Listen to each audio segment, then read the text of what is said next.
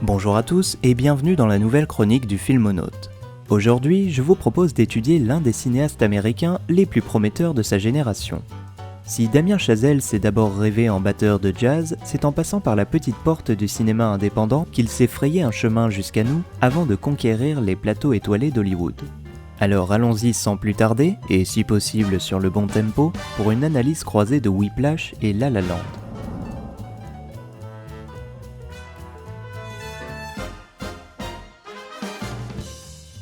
À première vue, les deux films ont des intrigues plutôt similaires, avec d'un côté l'ascension d'un jeune prodige du jazz face à un professeur tyrannique, et de l'autre la romance tourmentée entre un pianiste de jazz désabusé et une comédienne ambitieuse. Mais il s'avère que le discours qu'il porte sur la musique et sur la vie d'artiste nous lance sur des pistes de réflexion plutôt complémentaires. Partons d'une idée simple, celle de la performance.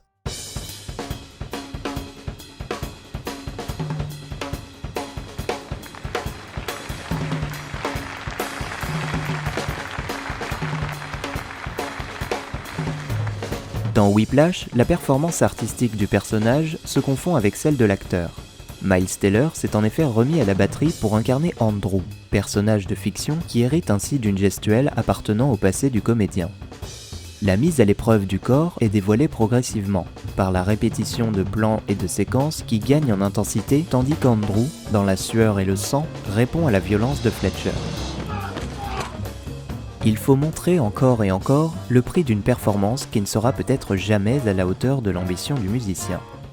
Dans La La Land, la performance est avant tout celle des comédiens, qui donnent corps aux pensées et à l'état d'esprit des personnages. Leur chorégraphie n'est pas une suite d'actions qui fait avancer le récit, mais une mise en image et en mouvement de leurs conditions émotionnelles. La danse plutôt que le dialogue pour répondre à une mise en scène tout aussi virevoltante.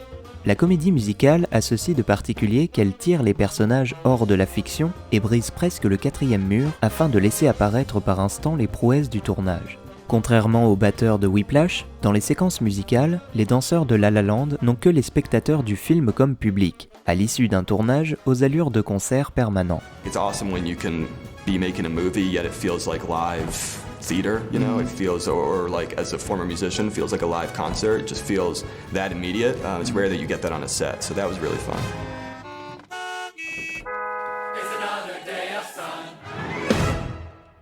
Il est intéressant de constater que Damien Chazelle étend systématiquement les scènes de performance et passe plus rapidement sur le quotidien et les grandes étapes de vie des personnages, à travers des montages musicaux et par l'usage récurrent de l'ellipse. C'est parce que bien souvent, l'essentiel se joue dans ces moments où le personnage s'exprime à travers la musique. Dans Whiplash, les longues séquences dans lesquelles Andrew joue de la batterie correspondent à des bousculements de la hiérarchie entre lui et Fletcher.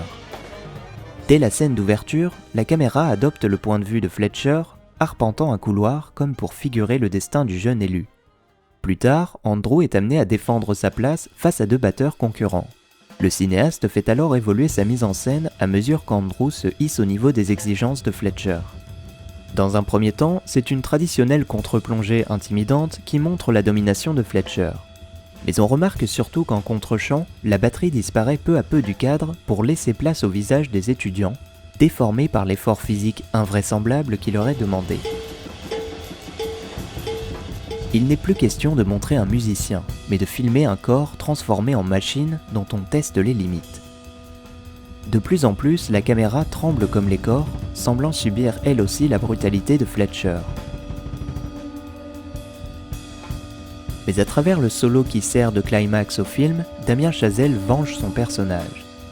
Il sublime sa performance en déployant toute la puissance du montage, multipliant les échelles de plans et les angles de prise de vue pour dire la complexité du jeu ainsi que les raccords regards qui traduisent la connexion entre l'artiste et l'instrument.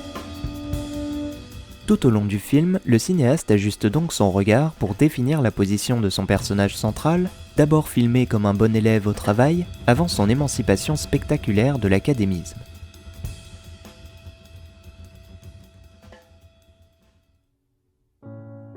Dans La La Land, deux scènes montrent les personnages ainsi emportés par leur inspiration.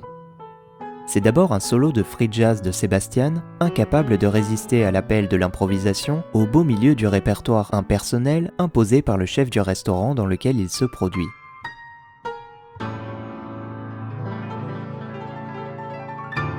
Encore une fois, Damien Chazelle insiste sur la relation du musicien à l'instrument. Le piano est d'abord rejeté dans la partie inférieure du cadre et directement associé au pourboire des clients, comme un simple outil de travail. Puis, en un seul plan, le cinéaste montre comment Seb retrouve sa condition d'artiste, en filmant d'aussi près que possible les mains qui effleurent les touches du clavier, comme une dernière résistance du corps avant la performance libératrice.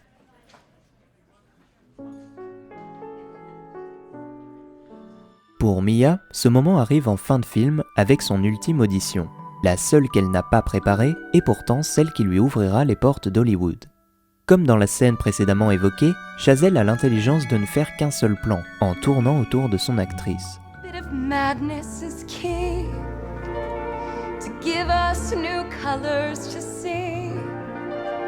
De la même façon que le piano trouvait progressivement sa place dans le cadre pour mettre en avant le véritable talent du pianiste, c'est ici la voix d'une comédienne qui reprend peu à peu ses droits, passant de quelques murmures timides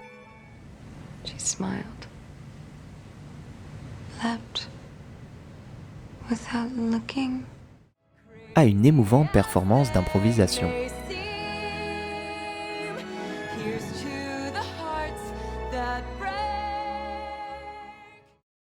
Ces séquences montrent l'artiste en transe et coupé d'une réalité que le cinéaste fait toujours disparaître dans l'obscurité.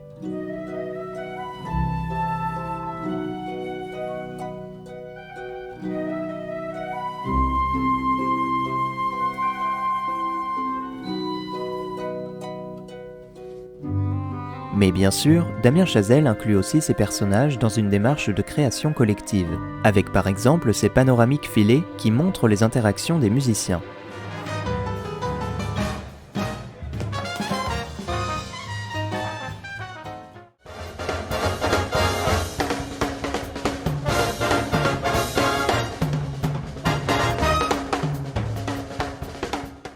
Ou encore par l'usage du plan séquence pour rassembler les personnages au sein d'une même chorégraphie.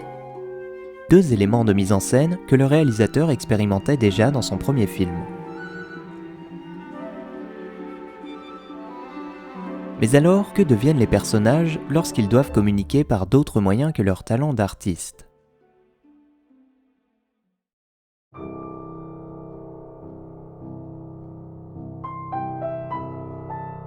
Dans les deux films, les personnages bâtissent leur vie autour de leur propre conception de l'art, et bien entendu, celle-ci se heurte souvent au scepticisme de leurs proches.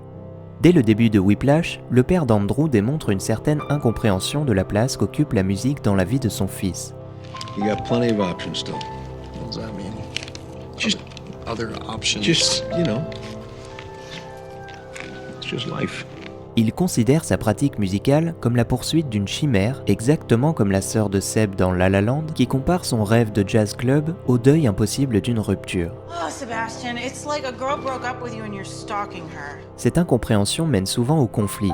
C'est par exemple cette séquence de repas familial dans Whiplash qui montre en un drôle de paradoxe que le cousin footballeur d'Andrew ne comprend pas qu'il puisse y avoir des concours de jazz. I'm a core member, so I'll start playing in competitions and... But how do you know when's in a music competition? Isn't it subjective? No.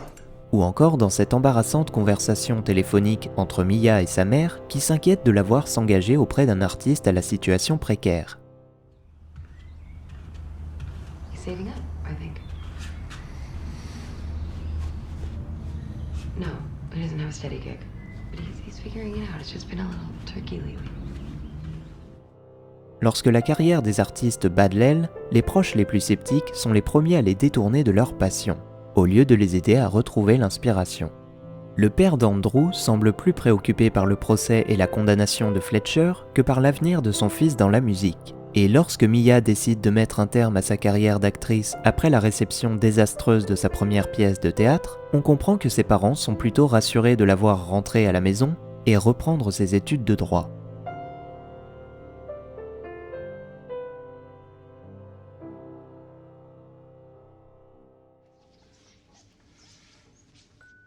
Pour bien comprendre ce qui distingue Whiplash et La La Land, en dépit de leurs thèmes similaires, il faut s'arrêter sur ce qui est le moteur des deux scénarios, à savoir l'ambition de leurs protagonistes.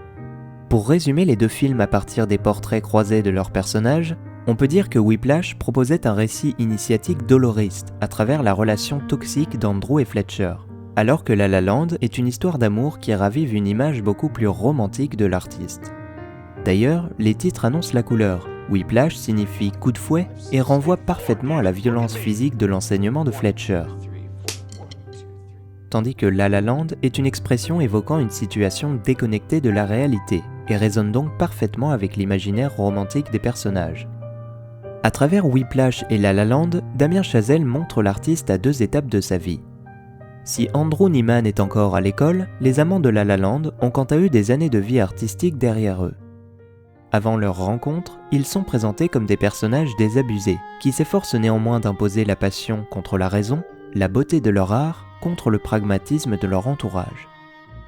Cette lutte romantique s'incarne parfaitement dans le registre de la comédie musicale, puisque celle-ci ignore la cohérence et le réalisme au profit d'une forme plus évasive qui embrasse le sentimentalisme et la mélancolie des personnages. L'épilogue du film confirme d'ailleurs cette idée, puisque la vie rêvée de Mia et Sebastian est littéralement projetée sur ce qui s'apparente à un écran de cinéma. La comparaison la plus pertinente que l'on puisse faire entre Whiplash et La La Land concerne le point de vue des personnages sur la place qu'ils aimeraient occuper dans l'histoire de l'art. Dans Whiplash, Neiman et Fletcher ont le désir d'accéder au panthéon des artistes qui ont marqué l'histoire de leur musique. Andrew se moque d'être simplement le meilleur élève de sa promotion, il souhaite accéder à la postérité. On le comprend très vite lorsqu'il rate sa première répétition après avoir longuement travaillé un solo plutôt que les morceaux qu'il devait apprendre pour le groupe. Le professeur rêve quant à lui de révéler au monde un nouveau prodige du jazz, et ce, quel qu'en soit le prix. Il est obsédé par la légende selon laquelle Joe Jones aurait aidé Charlie Parker à devenir Bird, en l'humiliant après une session d'improvisation ratée.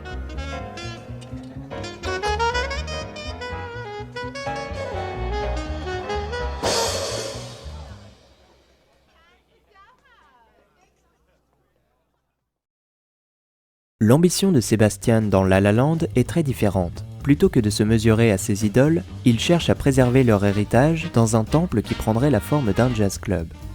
Quand il explique sa passion à Mia, on comprend qu'il ne rêve pas de devenir un jazzman reconnu, mais plutôt de préserver et de protéger cette culture musicale. Chazelle montre ainsi 2 regards distincts sur l'histoire de l'art, mais aussi 2 discours différents sur l'état de la musique à notre époque. Fletcher met en cause un manque d'exigence vis-à-vis de la rigueur technique et de la maîtrise des musiciens qui mènerait selon lui à un appauvrissement artistique. I'll tell you, man, and every Starbucks jazz album just proves my point, really. There are no 2 words in the English language more harmful than good job. Sebastian pense quant à lui que le jazz se meurt parce qu'il n'a plus de public et qu'il est réduit à de vulgaires musiques d'ascenseur dans l'imaginaire collectif. So I think that's part of the problem is that you can't hear it, you know, you have to see it, you have to see what's at stake. I mean, look at these fellas. Every one of these guys is composing, they're rearranging, they're writing, and they're playing the melody. It's conflict, and it's compromise, and it's new every time. It's brand new every night. It's very, very exciting. Il y a donc le point de vue élitiste de Fletcher, qui l'aide à justifier son comportement brutal et autoritaire, et celui de Sebastian, plus ouvert au grand public, qui doit selon lui pouvoir retrouver le chemin des clubs de jazz. Dans les 2 cas, il y a un respect et une sacralisation des grands classiques, mais en passant de la vision de Fletcher à celle de Sebastian, Chazelle semble convaincu que le jazz peut revenir à ses racines populaires, sans pour autant sacrifier l'exigence artistique qui le caractérise. Mais le cinéaste étend cette réflexion à l'art de manière plus générale.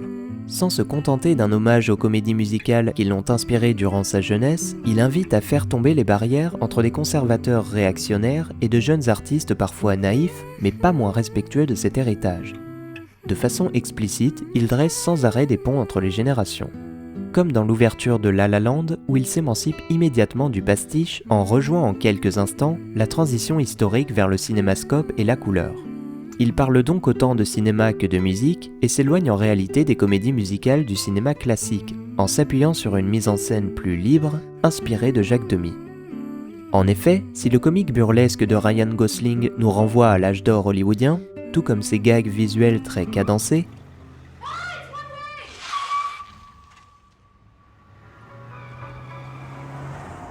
on notera tout de même que certaines scènes romantiques sont parasitées par le surgissement d'éléments triviaux qui nous ramènent à la réalité d'un présent désenchanté.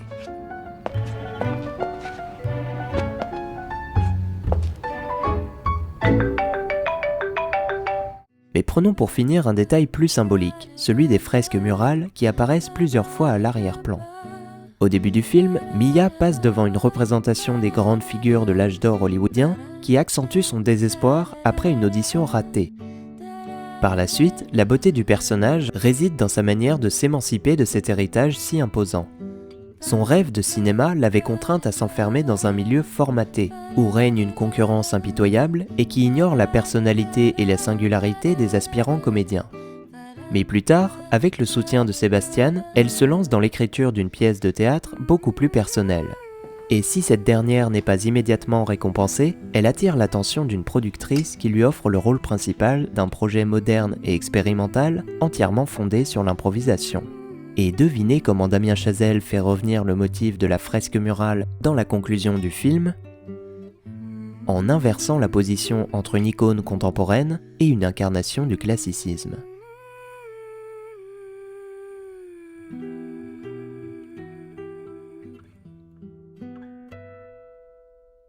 It's funny because I kind of, I have I grapple with, those kind of issues myself in terms of what's worth, what is the price of success worth, and how do you even define what success is? Is success leading a happy, healthy life and being a good person, or is success kind of leaving something behind for people who never knew you to appreciate?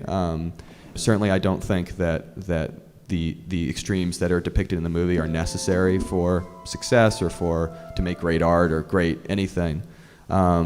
But there's certain cases in any art form where you see that kind of cause and effect. You see a work of art that was produced by either people being cruel to one another, people subjugating someone else, or people being cruel to themselves. And so it's in those cases that you have to ask whether you think that's okay.